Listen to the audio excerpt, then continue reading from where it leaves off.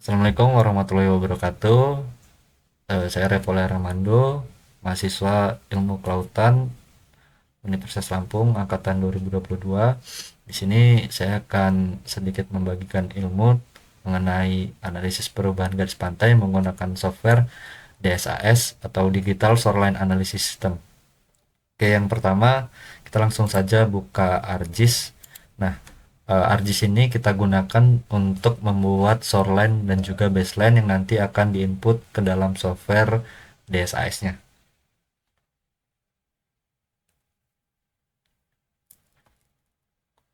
Oke, kemudian kita masukkan data garis pantai atau digitasinya. Di sini saya menggunakan interval per 5 tahun pada tahun 2015, 2020 dan juga 2025. Oke, selanjutnya kita ke katalog. Lalu kita di sini membuat yang namanya yaitu personal geodatabase. Kita namakan DSAS.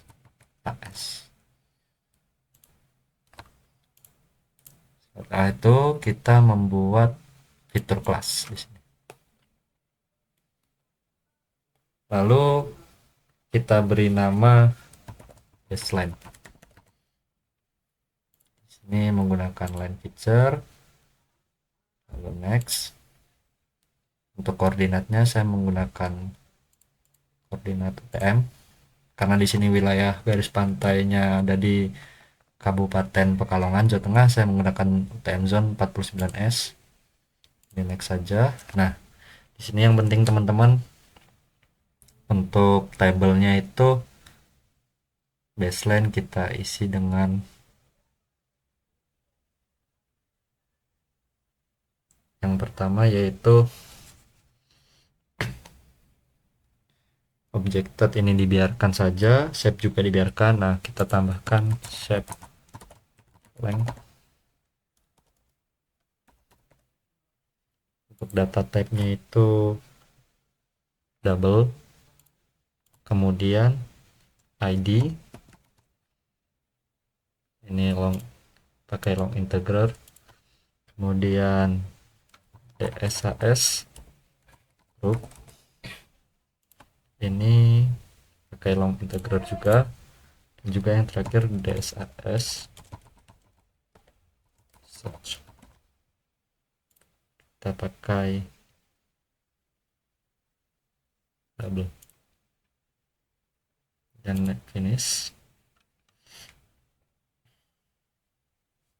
Oke, selanjutnya untuk membuat baseline itu yang pertama kita matikan terlebih dahulu, kemudian kita start editing.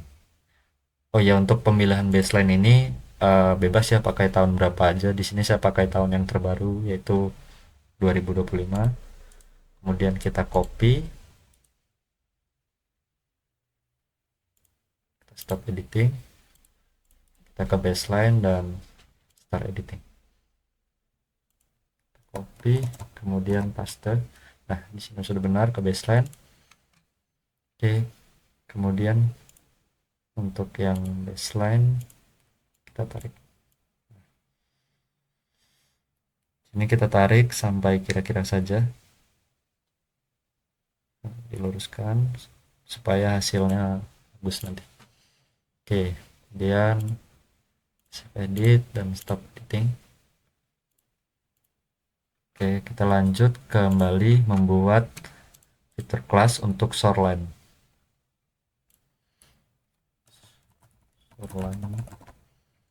Untuk type-nya sama, line. Untuk koordinatnya pakai 49S UTM. Dan untuk tabelnya di sini diisi shape length,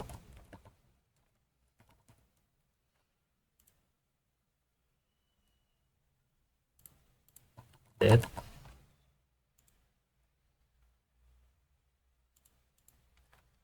dan juga DSAS fungsi.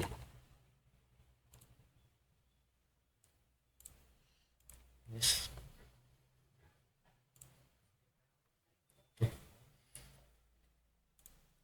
cek apakah sudah benar.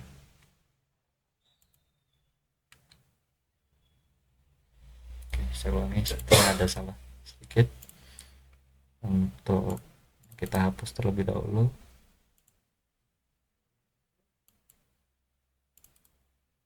Kita buat yang baru, fitur class shoreline line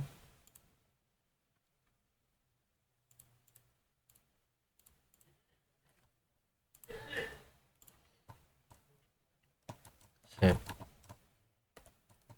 line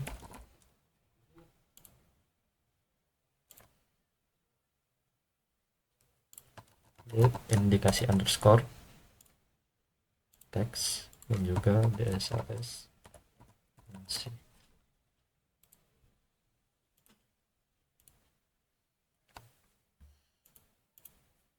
Kemudian ini kita nonaktifkan terlebih dahulu. Ini kita gabungkan untuk ketiga garis pantainya. Kita menggunakan fitur merge di geoprocessing.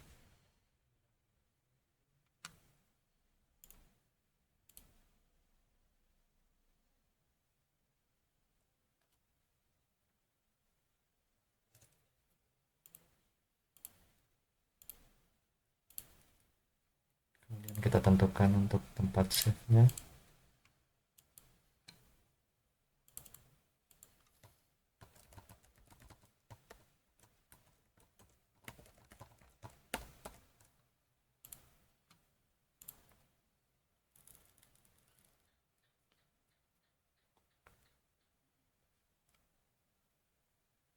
Oke, sudah berhasil lah. Dan di sini yang perlu kita cek apakah merge-nya itu benar-benar berhasil. Oke, di sini sudah berhasil ya ini. Lalu kita ulangi langkah yang sama seperti tadi saat baseline. Kita start editing dan kita copy,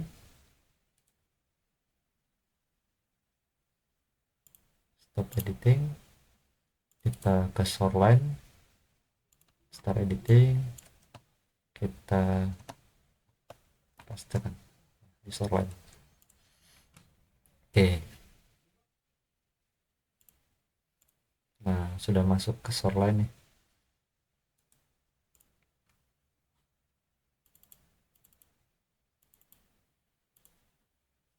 Oke, kita coba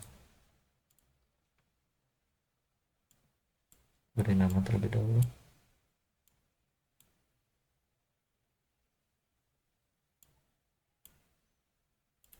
Ini kita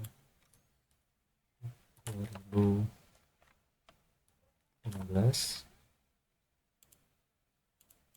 2020 dan 2020.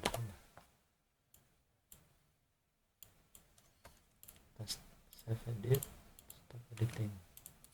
Kemudian untuk baseline-nya di sini untuk ID-nya kita kita start editing terlebih dahulu.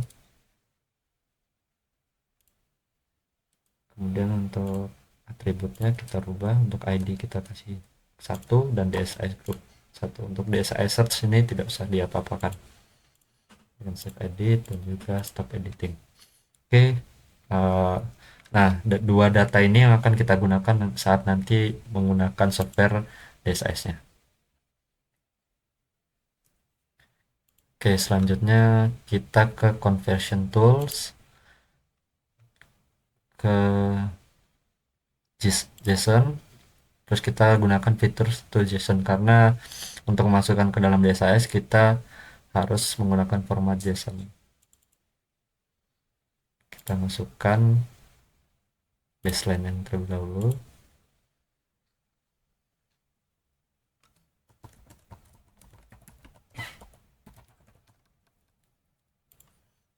Di sini GeoJSON-nya dicentang ya.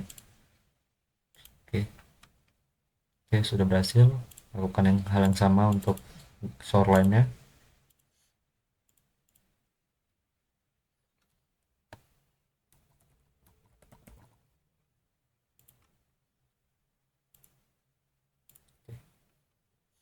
Oke, baik.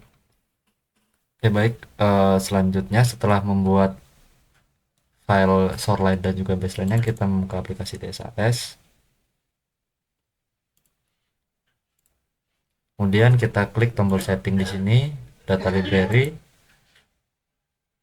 Kita masukkan folder tempat menyimpan tadi. Di sini select folder, kemudian close. Kita kemudian ke add layer.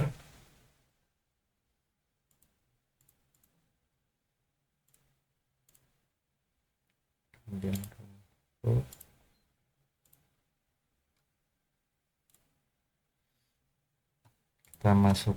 kita masukkan baseline terlebih dahulu. Oke, kemudian shoreline. Oke, sini sudah masuk ya teman-teman. Ini untuk shoreline-nya dan juga ini untuk baseline-nya. Kemudian kita buat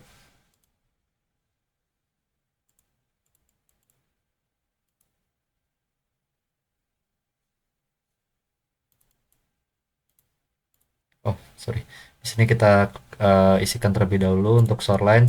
Yang pertama kita isikan date, untuk ini kita isikan objected. Kemudian untuk baseline ID, object ID. Untuk baseline-nya kita pilih yang onshore ya, karena baseline kita berada di darat.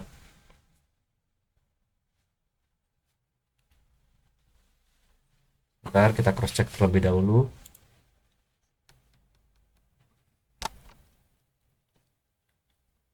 Oke, sudah benar ya ini.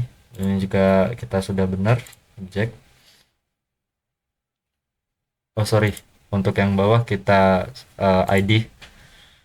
Kemudian kita ke cache transact di sini untuk membuat transact-nya. Kita masukkan namanya terlebih dahulu. Perubahan.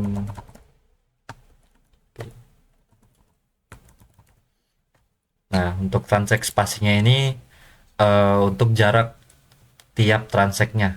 Karena di sini kita pakai garis pantai yang panjangnya kurang lebih 7 kilometer, kita pakai transact spacing-nya 50 aja sepertinya sudah cukup.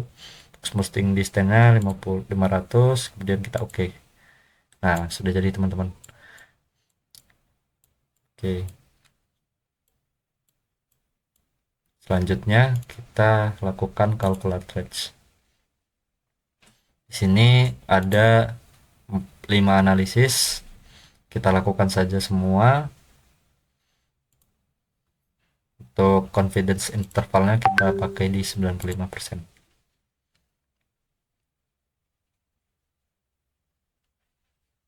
Kita calculate.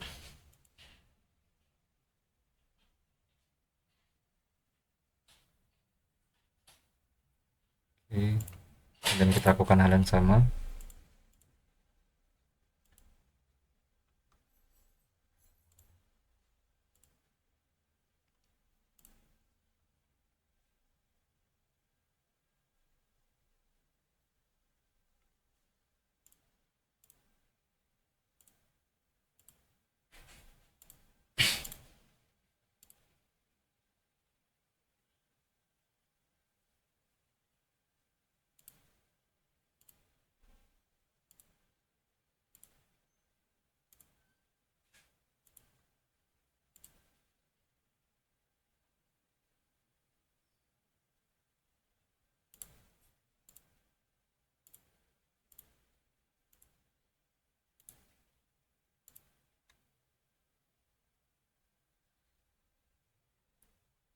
Oke, nah sudah selesai ya untuk analisis perubahan garis pantai di DSS-nya. Oke, selanjutnya kita akan input ke dalam ArcGIS. Kita pakai software QGIS untuk convert atau konversi data perubahan garis pantainya.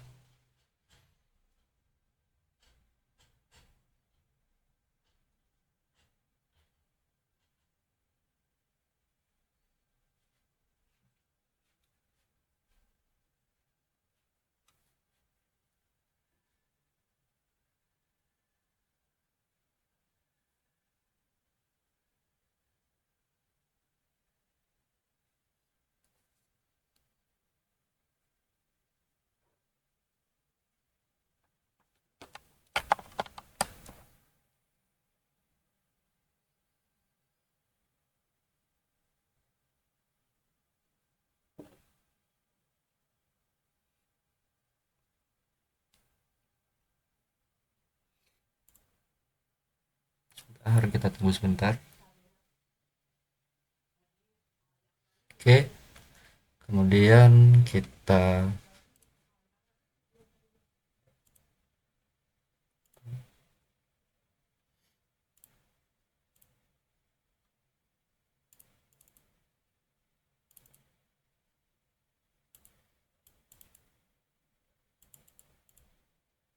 kita buka.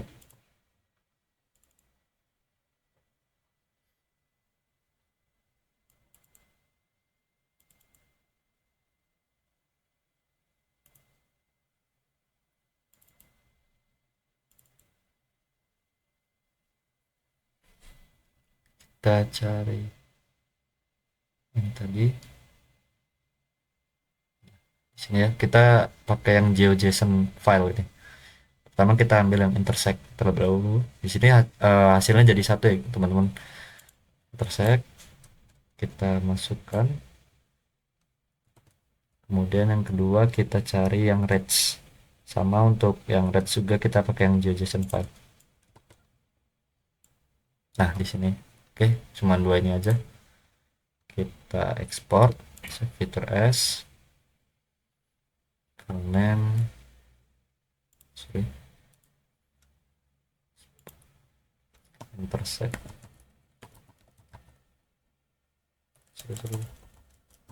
let's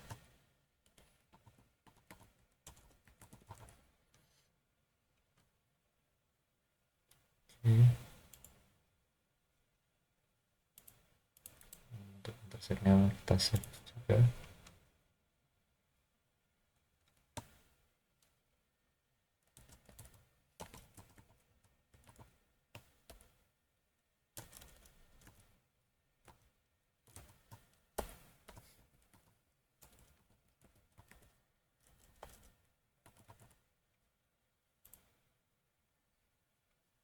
Kita save di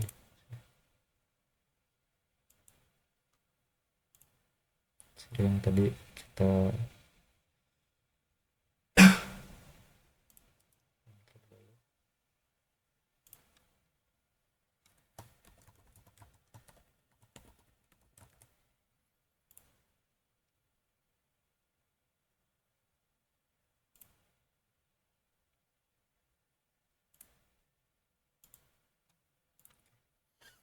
kemudian kita buka ke ArcGIS kembali, lalu kita cari file yang tadi.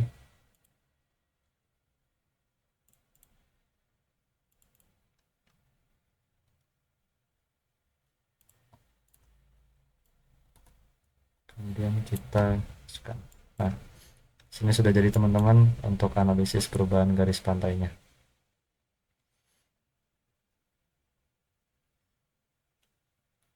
Nah, kemudian kita coba aktifkan baseline dan juga shoreline tadi. Nah, di sini karena terlihat masih berantakan seperti ini, kita akan rapikan dengan cara kita start editing untuk edge-nya.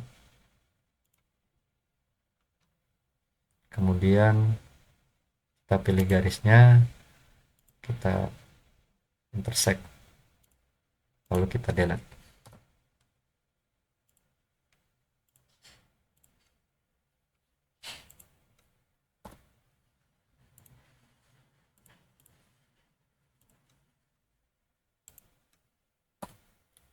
Lakukan hal yang sama. Nah, jika sudah selesai, kita lakukan yang terakhir untuk baseline dan juga shoreline-nya kita nonaktifkan, kita pakai garis pantai yang sudah digidasi. Oke, baik. Dan ini untuk hasil analisis perubahan garis pantai menggunakan digital shoreline analysis system. Untuk langkah terakhir kita coba buatkan layout.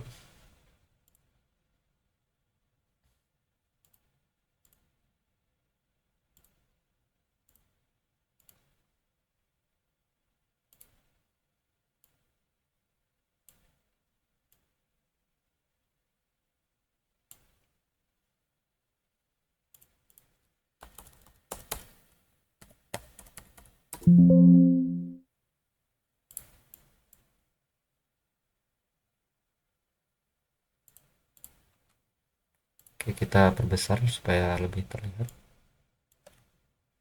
Seperti yang cukup.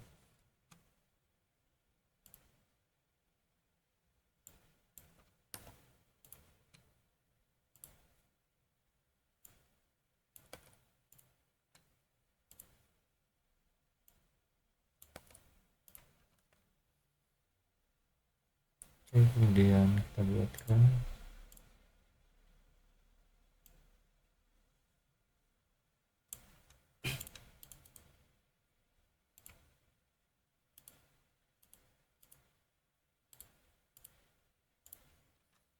lalu kita coba masukkan base map sini.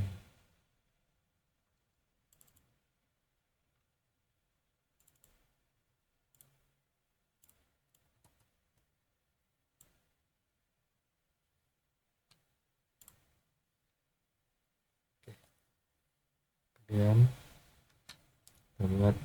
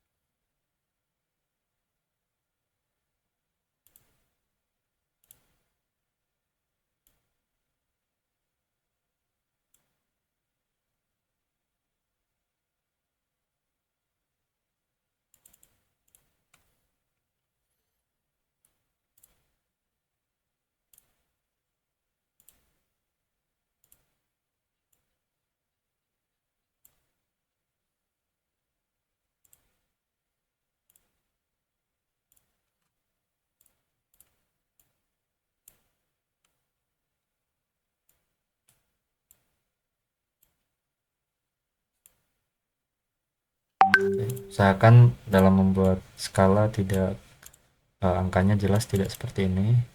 Kita atur terlebih dahulu kilometer.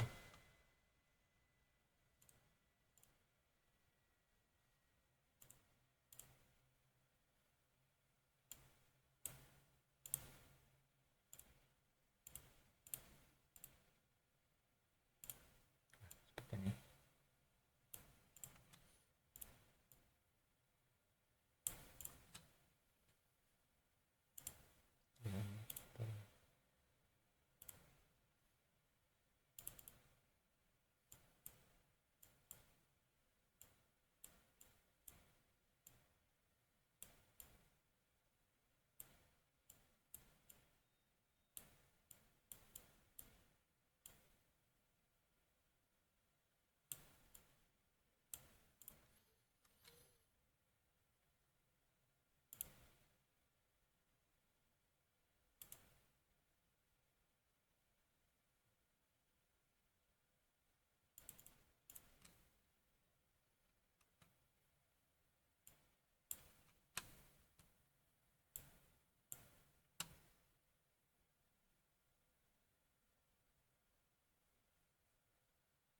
Oh ya, sorry. Oke, sebentar saya ulangi untuk rates di sini teman-teman bisa lihat di table ya. Di sini ada hasil analisis dari DSAS tadi. Nah, biasanya saya menggunakan dua, yaitu LRR dan juga NSM. Nah, untuk NSM ini kita akan melihat eh, perubahan garis pantai dari awal sampai akhirnya, itu net shoreline movement, dan juga untuk LRR ini yaitu rata-ratanya. Jadi untuk melihat jika teman-teman ingin melihat perubahan itu berdampak abrasi atau akresi, itu bisa lihat dari NSM. Gampang sebenarnya untuk melihatnya, itu dilihat aja dari angkanya. Jika angkanya minus berarti itu abrasi. Di sini untuk daerah di Pantai Sunter Depok Indah ini nilainya minus semua, berarti untuk daerahnya itu abrasi semua ya teman-teman. Biasanya saya gunakan seperti ini, properties, simbologi, quantities, saya pakai yang NSM. Nah, di sini yang ada tricky teman-teman untuk pemilihan warna supaya terlihat gitu ketika di layout. Kita pakai warna terang saja kelasnya. Kita oke. Sini sudah terlihat, kita perbesar lagi.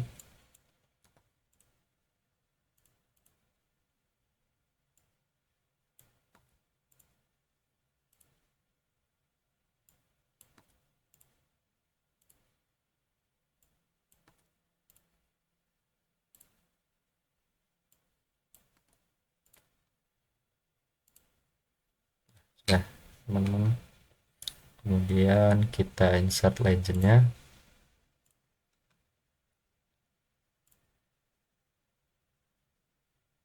Next.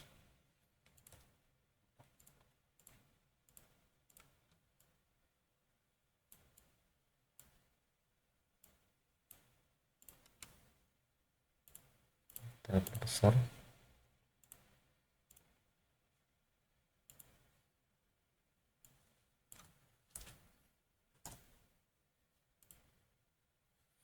Kita ganti namanya net shortline.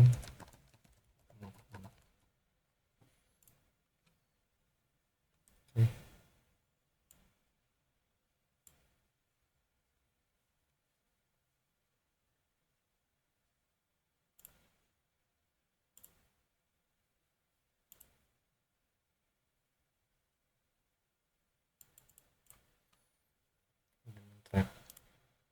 Kita buat peta insertnya ya teman-teman.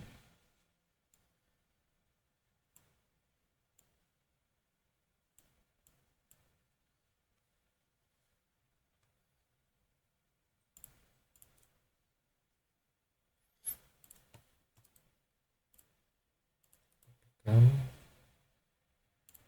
layer, dan zoom di daerah yang akan kita insert.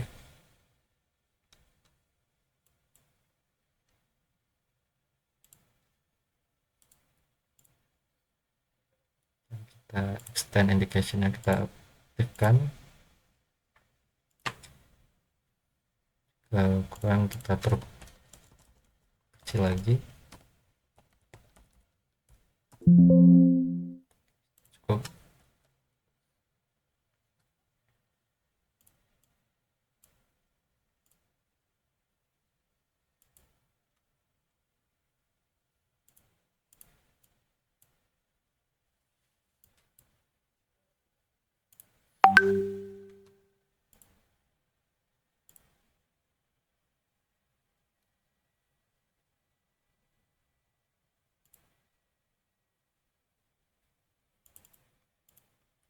Dan kita kasih teks di sini.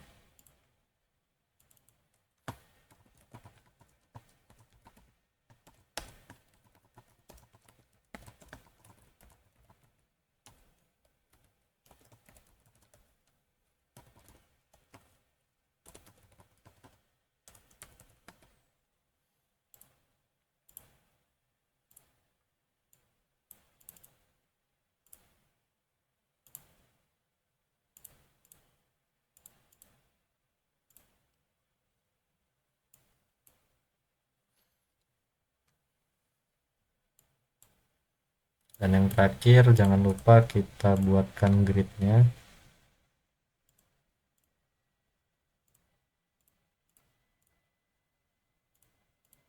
Saya biasa suka dengan style yang seperti ini.